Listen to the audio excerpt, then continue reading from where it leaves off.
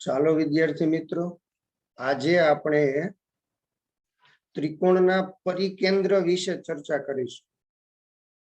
ત્રિકોણનું પરિકેન્દ્ર. ત્રિકોણનું પરિકેન્દ્ર.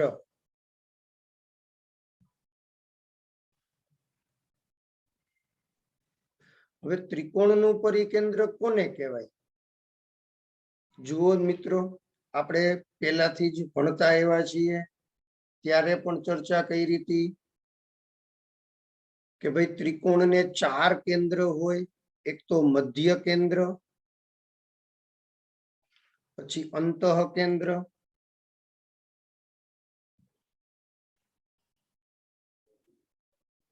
પછી લંબ કેન્દ્ર,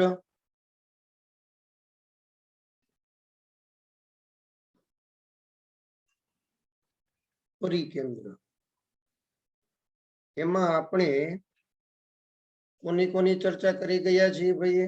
તો કે મધ્ય કેન્દ્ર અને અંતઃ કેન્દ્રની ચર્ચા આપણે કરી. મધ્ય કેન્દ્ર અને અંતઃ કેન્દ્રની ચર્ચા આપણે લાસ્ટ લેક્ચરમાં કરી ગયા છે. આજે આપણે ચર્ચા કરવાની છે પરિકેન્દ્રની. એકદમ સહેલી બાબત છે. પરિકેન્દ્ર સમજતા પહેલા આપણે લંબ દ્વિભાજક શબ્દ સમજવો પડે. અને લંબ દ્વિભાજક હંમેશા રેખાખંડનો હોય. કેનો હોય? રેખાખંડને લંબ દ્વિભાજક મળે.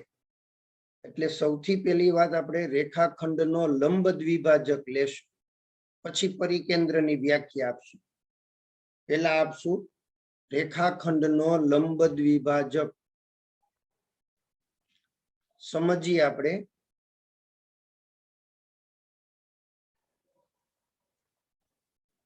રેખાખંડનો લંબ દ્વિભાજક. નામ ઉપરથી જ આમ તો ખબર પડી જાય.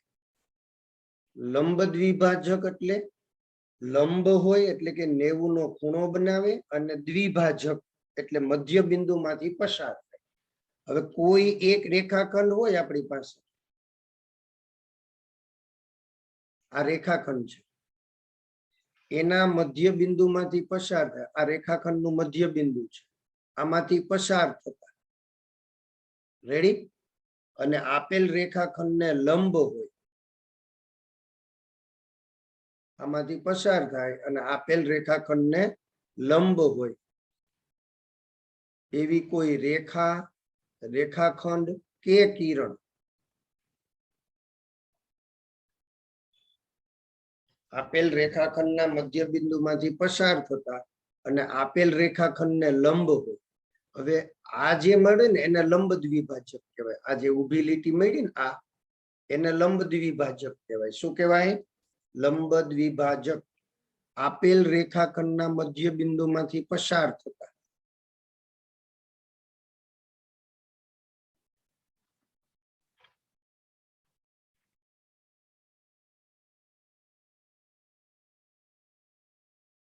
મધ્ય બિંદુમાંથી પસાર થતા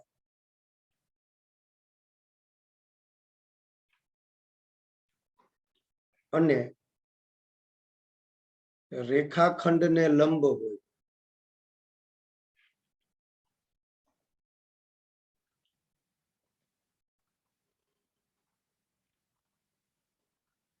તેવા રેખા, રેખાખંડ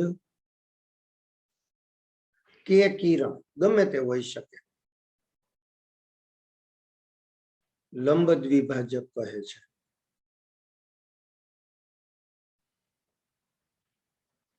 પરંતુ આપણે છે ને આ રેખાખંડ અને કિરણ એવું હવેથી બોલતા નથી, પણ પહેલાના સમયમાં ખરેખર આ શબ્દ આવતા હતા, રેખાખંડ અને કિરણ.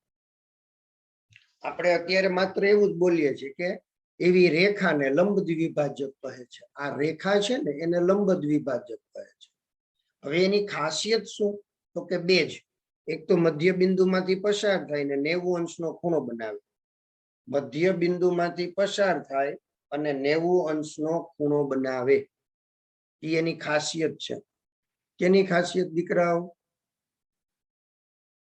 લંબ દ્વિભાજકની ખાસિયત શું, ગુણધર્મો એનો શું, તો કે 90 અંશનો ખૂણો બનાવે અને મધ્ય બિંદુમાંથી પસાર થાય. હવે એક મજા આવે એવી વાત એ શીખવાની છે દીકરાઓ તમારે કે લંબ દ્વિભાજક પરનું દરેક બિંદુ, લંબ દ્વિભાજક પરનું દરેક બિંદુ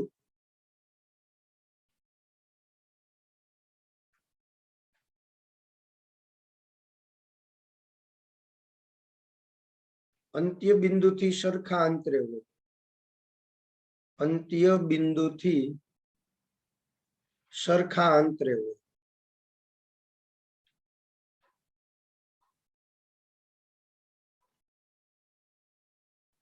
એટલે અહીંયા કોઈ બિંદુ ધારો કે આવેલું છે પી બિંદુ, પી, તો ત્યાંથી પી એ અને પીબી નું અંતર સરખું થાય. આ અંતર અને આ અંતર હંમેશા સરખું થાય. એવી જ રીતે અહીંયા કોઈ બિંદુ ક્યુ આવેલું છે તો ક્યુ એ અને ક્યુ બી એ સરખું થાય હંમેશને માટે. ફરીથી સમજો, બરાબર? અર્થાત રેખાખંડના લંબ દ્વિભાજક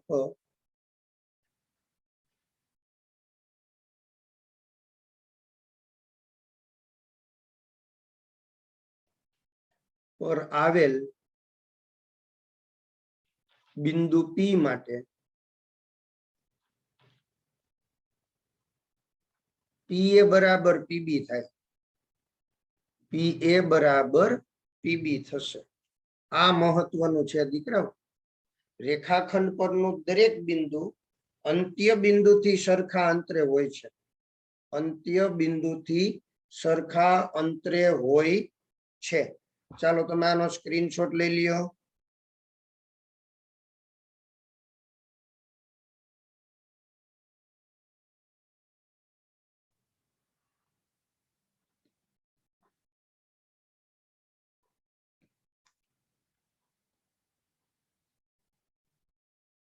પછી આપણે એના પછી પરિકેન્દ્રની વ્યાખ્યા શરૂ કરવાના છીએ દીકરાઓ. તો પરિકેન્દ્ર એટલે શું?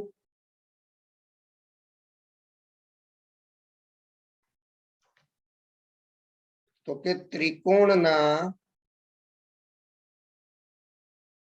ત્રણેય બાજુઓના લંબ દ્વિભાજકોના સંગમ બિંદુને ત્રિકોણનું પરિકેન્દ્ર કહે છે. ત્રિકોણની ત્રણેય બાજુઓના લંબ દ્વિભાજકોના સંગમ બિંદુને ત્રિકોણનું પરિકેન્દ્ર કહે છે. ચાલો આપણે ત્રિકોણ દોરીએ.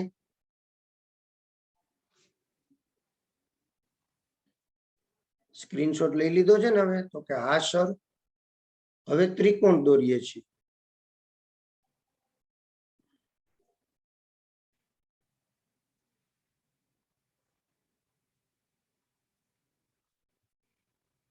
નામ આપીએ આપણે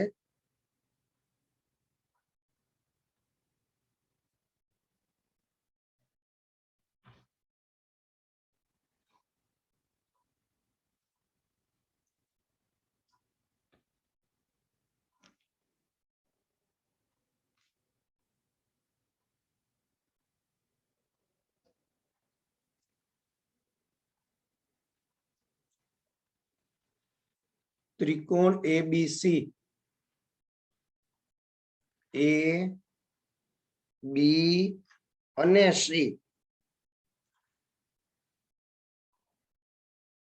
હવે આનો લંબ દ્વિભાજક એટલે શું? આ બીસી નો લંબ દ્વિભાજક એટલે બીસી ના મધ્ય બિંદુમાંથી પસાર થાય. આના મધ્ય બિંદુમાંથી પસાર થાય.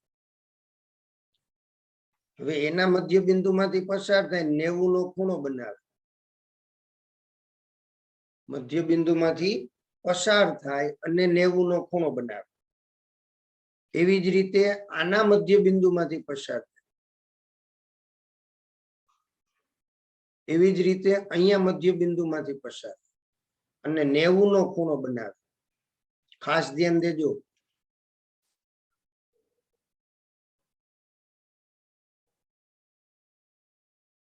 જોયું ક્યાં 90 નો ખૂણો બનશે દીકરાઓ?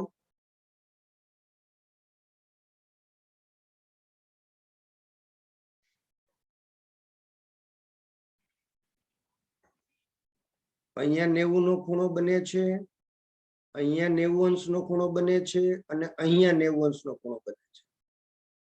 એ ત્રણેય જ્યાં છેદે ને એને કહેવાય પરિકેન્દ્ર P. ત્રિકોણની ત્રણેય બાજુઓના લંબ દ્વિભાજકોના સંગમ બિંદુને ત્રિકોણનું પરિકેન્દ્ર કહે છે. ચાલો લખીએ. ત્રિકોણની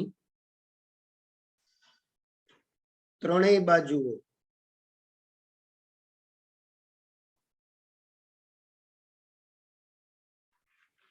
લંબ દ્વિભાજકોને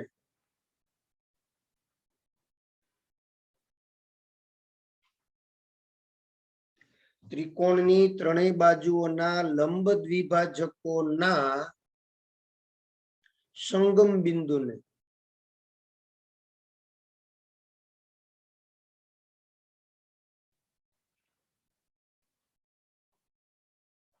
ત્રિકોણનું પરિકેન્દ્ર કહે છે.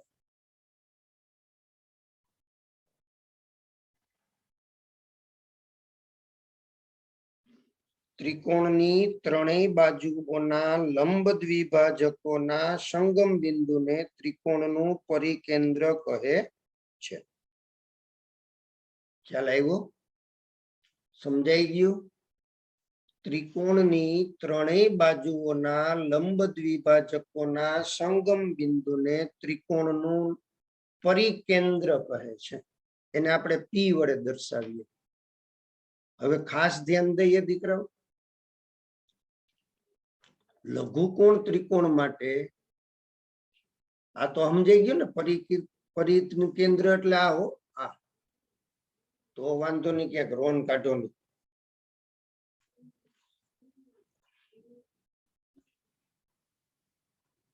લઘુકોણ ત્રિકોણ માટે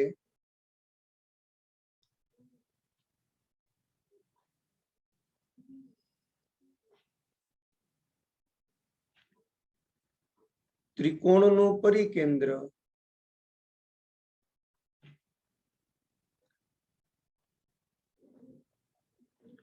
ત્રિકોણના અંદરના ભાગમાં જ હોય હંમેશને માટે.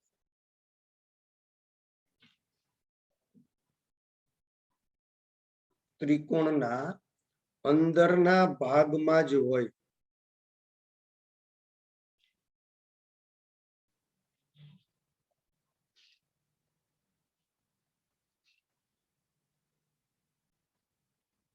લઘુકોણ ત્રિકોણ માટે. તો મને કે સર કાટકોણ ત્રિકોણ માટે ક્યાં હોય? મેં કીધું વેરી ગુડ દીકરા. કાટકોણ ત્રિકોણ માટે ત્રિકોણ પર હોય અને એ પણ એનું સ્થાન નિશ્ચિત દીકરાઓ. કાટકોણ ત્રિકોણ માટે ત્રિકોણનું પરિકેન્દ્ર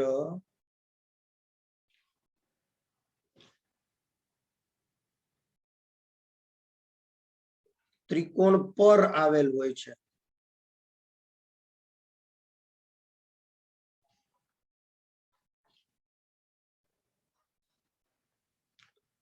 ત્રિકોણ પર આવેલું હોય છે.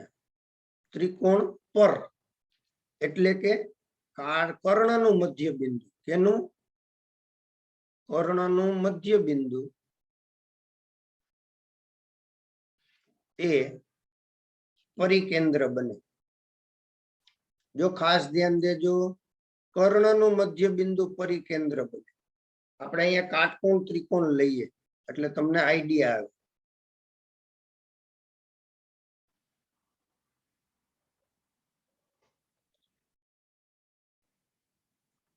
જોયું તો કે હા સર. હવે આનું લંબ દ્વિભાજક એટલે પેલા આનું મધ્ય બિંદુ લઈએ, આનું મધ્ય બિંદુ લઈએ, આનું મધ્ય બિંદુ લઈએ.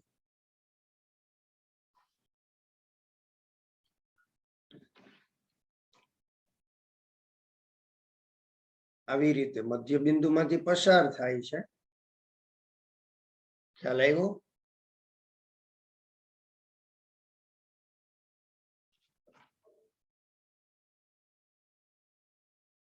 લંબ દ્વિભાજક મેં દોર્યો એ કોનો દોર્યો છે ખબર? AB નો લંબ દ્વિભાજક દોરેલ છે.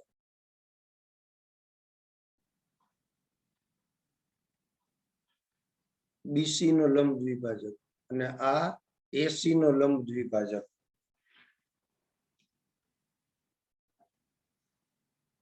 નામ આપી દઉં. આ A, B અને C એ ત્રણેય અહીંથી પસાર થાય છે. પરિકેન્દ્ર એને કહેવાય. દરેકને સમજાઈ ગયું? તો કે હા સર. હવે જુઓ, આનો લંબ દ્વિભાજક આ છે. આ એક લંબ દ્વિભાજક, આ બીજો લંબ દ્વિભાજક અને અહીંથી આ ત્રીજો લંબ દ્વિભાજક. એ ત્રણેય કે બિંદુમાં છેદે છે? તો કે એ કર્ણના મધ્ય બિંદુમાંથી પસાર થાય છે. તો એ કર્ણનું મધ્ય બિંદુ છે એ પરિકેન્દ્ર બને. અહીંયા એક, આ બીજો લંબ દ્વિભાજક અને આ ત્રીજો લંબ દ્વિભાજક ત્રણેય છે એ ત્રિકોણના અંદરના ભાગમાં આવેલ છે ને? કે હા સર. તો ત્રિકોણના અંદરના ભાગમાં આવેલ હોય એને કહેવાય પરિકેન્દ્ર લઘુકોણ ત્રિકોણ. પછી જેનું ટૂંકમાં પરિકેન્દ્ર ત્રિકોણ પર આવેલ હોય એવા ત્રિકોણને કાટકોણ ત્રિકોણ કહેવાય. કર્ણનું મધ્ય બિંદુ, જો આ બહુ યાદ રાખવાનું છે ભાઈ. કયું? આ કર્ણનું મધ્ય બિંદુ, આ યાદ રાખવાનું. જો પરિકેન્દ્ર છે ને એ કર્ણનું મધ્ય બિંદુ બને. જો આ ભૂલતા નહીં, ગમે ત્યારે આગળ એનો ઉપયોગ આવશે. અને ગુરુકોણ ત્રિકોણ માટે છે ને એ બહારના ભાગમાં હોય.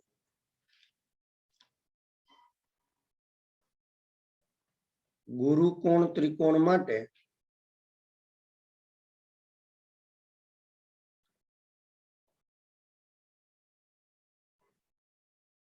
ત્રિકોણનું પરિકેન્દ્ર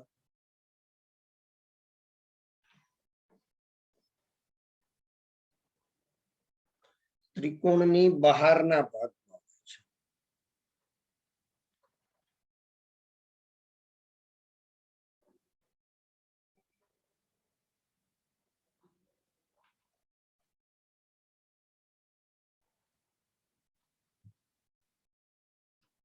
રેડી? તો કે હા સર. સમજાઈ ગયું? તો કે હા સર. ચાલો હવે ગુરુકોણ ત્રિકોણ દોરી દઉં.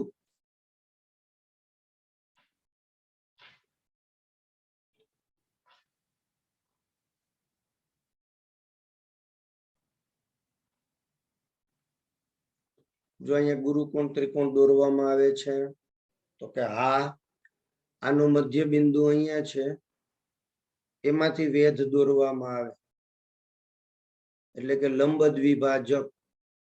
લંબ દ્વિભાજક દોર્યો છે હો આપણે.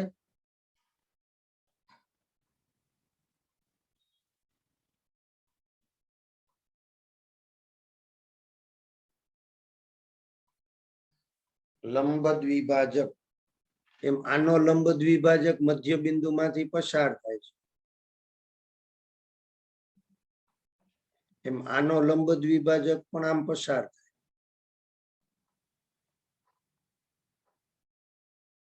આવી રીતે ખ્યાલ આવ્યો? તો ત્રિકોણની બહારના ભાગમાં મળે છે આપણને. ક્યાં મળે છે? પરિકેન્દ્ર ક્યાં મળે છે? તો કે ત્રિકોણની બહારના ભાગમાં. જોયું તમે? તો કે હા સર. આ બાબત ખાસ તમારે નોંધ લેવાની છે. ક્લિયર? તો કે હા. હવે આપણે આની બીજી વ્યાખ્યા લખીએ છીએ. જેમ તમને મેં અંતઃકેન્દ્રની બીજી વ્યાખ્યા દીધી હતી ને, મને કે સર એ તો હેલી પડી હતી, ઈ જ દેવાય ને તમારે આમાં. લે, મેં કીધું એવું ના હોય દીકરા, એવું ના હોય. રેડી? હવે આની બીજી વ્યાખ્યા સહેલી છે અને એ તમારે એ પણ યાદ રાખવાની છે ને આ પણ યાદ રાખવાની છે. ત્રિકોણનું પરિકેન્દ્ર સમજાઈ ગયું? ચાલો સ્ક્રીનશોટ લઈ લ્યો એટલે આપણે નવી વાત લખીએ.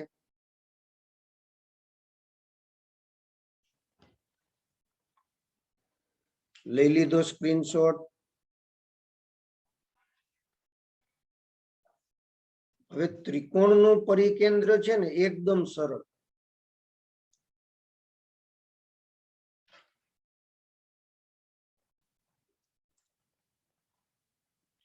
ત્રિકોણનું પરિકેન્દ્ર જેમ અંતઃકેન્દ્રને આપણે વ્યાખ્યા આપી હતી ને એવી જ રીતે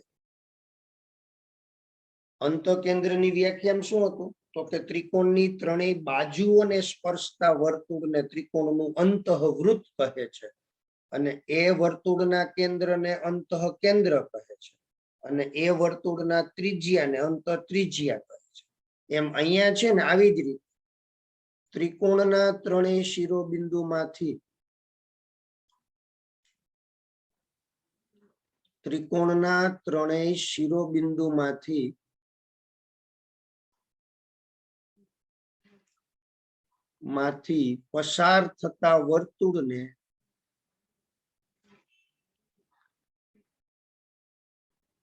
પસાર થતા વર્તુળને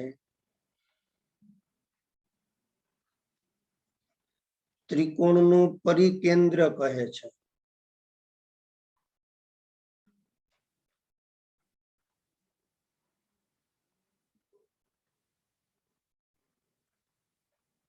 પરિવૃત્ત કહે છે. ત્રિકોણનું પરિવૃત્ત કહે છે. આ વર્તુળના કેન્દ્રને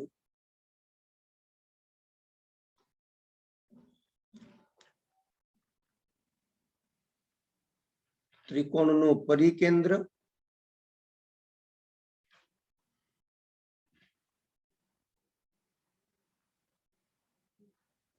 તથા આ વર્તુળની ત્રિજ્યાને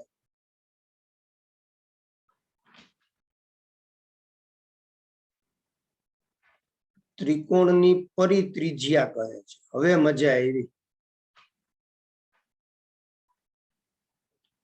સાવ સહેલી વ્યાખ્યા.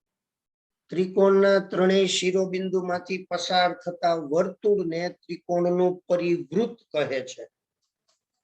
પછી આ વર્તુળનું કેન્દ્ર હોય એને પરિકેન્દ્ર કહેવાય અને ત્રિજ્યા હોય એને પરિત્રિજ્યા કહેવાય. ખ્યાલ આવી ગયો કે હા સર ત્રિકોણનું હવે આપણે અહીંયા ખાસિયત જોઈ લઈ ગુણધર્મ કે ત્રિકોણનું પરિકેન્દ્ર જો હવે ખાસ ઓમાં પણ આમ જ થતું હોય ત્રિકોણનું પરિકેન્દ્ર એ ત્રિકોણના ત્રણેય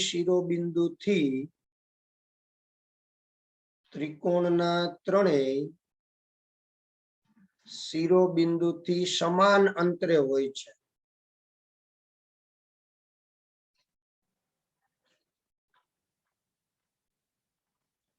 સમાન અંતરે હોય છે.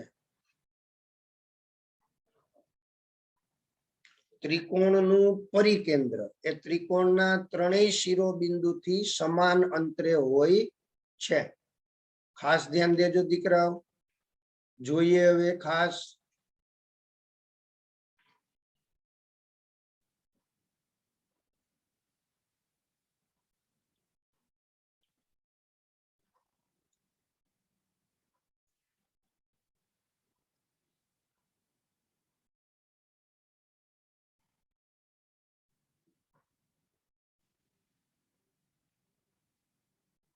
ચાલો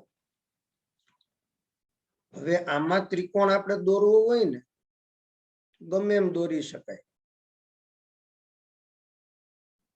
એટલે એ ઓટોમેટિક શું થઈ ગયું ખબર દીકરા? ત્રિકોણનો પરિવૃત્ત જ થઈ ગયો. જોયું? આપણે હકીકતમાં એવું કરવાનું હોય ત્રિકોણ દોરીને પછી ત્રણેય શિરોબિંદુમાંથી પસાર થતું વર્તુળ લેવું પડે. પણ આપણે અહીંયા શું કર્યું ખબર? વર્તુળ દોરીને અંદર ત્રિકોણ દોરી લીધો. હવે કેને ખબર આપણે પેલા હું દોર્યું હતું? આપણા માટે તો ઈ જ થયું ને ત્રિકોણ ABC.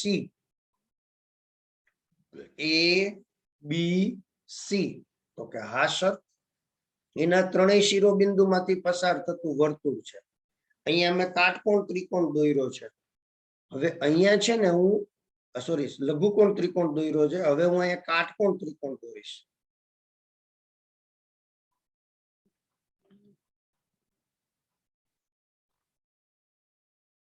આ કાટકોણ ત્રિકોણ છે.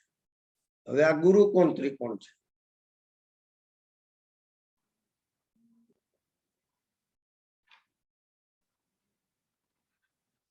જોજો ખાસ, અહીંયા એબીસી છે એ કાટકોણ ત્રિકોણ છે.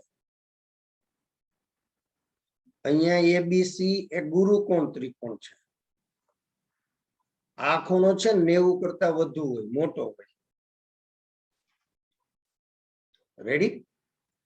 આપણે આગળ 10મા ધોરણમાં પણ ભણવાનું છે, યાદ રાખજો. અને અર્ધ વર્તુળ કહેવાય, કહેવાય ને, કારણ કે આ વ્યાસ બની ગયો. એસી છે એ વ્યાસ છે, કેન્દ્રમાંથી પસાર થાય છે. તો એસી એ વ્યાસ છે, તો કેન્દ્રમાંથી પસાર થતો રેખાખંડ જે હોય, વર્તુળના કેન્દ્રમાંથી પસાર થતી જીવા, એ વર્તુળનો વ્યાસ, એટલે આ વ્યાસ. તો વ્યાસનું મધ્ય બિંદુ બન્યું એટલે કેન્દ્ર, પરિકેન્દ્ર. એટલે કાટકોણ ત્રિકોણ હોય ને એ આવી રીતે. આ ગુરુકોણ ત્રિકોણ છે, અહીંયા 90 કરતા મોટો ખૂણો છે. ખાસ ધ્યાન દો. તો અહીંયા પીએ, પીબી અને પીસી એ સરખા હોય. પી થી એ સુધીનું માપ, પી થી બી સુધીનું માપ અને પી થી સી સુધીનું માપ સરખું હોય. એટલે કે પીએ બરાબર પીબી બરાબર પીસી. આ આકૃતિ તમારે દોરવાની છે. ટૂંકમાં અહીંયા કેન્દ્ર બહાર રહી ગયું. આ વર્તુળનું કેન્દ્ર અહીંયા છે, દેખાય છે ને? હા, સાચી વાત છે સર. વર્તુળનું કેન્દ્ર અહીંયા છે, અહીંયા આમાં અહીંયા છે, અને અહીંયા વર્તુળનું કેન્દ્ર ક્યાં છે? તો કે અહીંયા છે.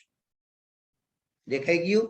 તો ગુરુકોણ ત્રિકોણ માટે પરિકેન્દ્ર છે એ વર્તુળના બહારના ભાગમાં હોય. હવે આપણે એક નવી વાત શીખવાની છે દીકરાઓ.